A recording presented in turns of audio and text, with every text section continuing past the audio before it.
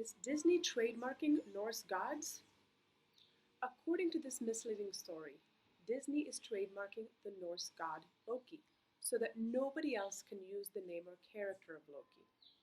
Snopes verified that this story is false. The true part is that Disney is in fact trademarking the character of Loki that was adapted by Disney and played by the actor Tom Hiddleston. The false part of this story is the claim that Disney is trademarking Loki in general. People can still make art and comics of any other versions of Loki from their own imaginations. They just cannot use the appearance or outfits of Loki as created by Disney. The target of this story is the Walt Disney Company, and it originally circulated on the internet in June 2021. The rumor started after an artist had created an image of Loki that closely resembled the Disney version of Loki.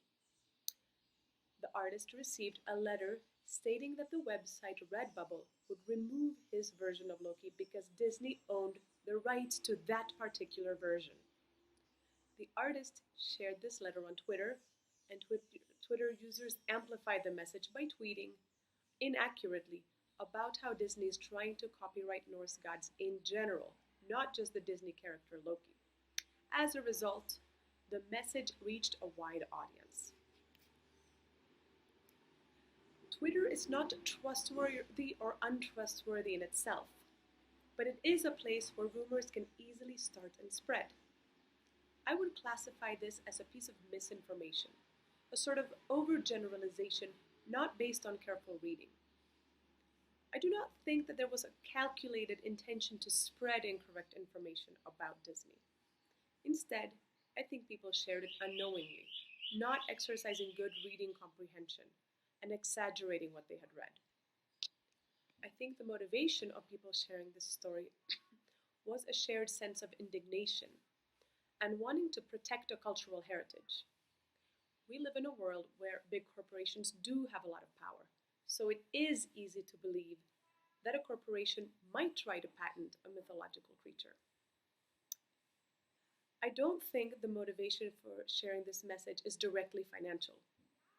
Instead, it is probably fueled by social and cultural motivations that believe that people's rights to a cultural heritage are more important than a corporation's right to make money on something that, in a way, belongs to everyone. The intended audience of this message was probably members of the general public, who are fans of the Avengers, and average Twitter users who care about culture and are in favor of freedom of expression and limits on corporations. There would probably not be big financial consequences for Disney if people believed this story, given that even if people believe it, they are unlikely to stop watching the Loki series or the Avengers. However, this story contributes to the general sense of confusion and distrust that is typical of our times.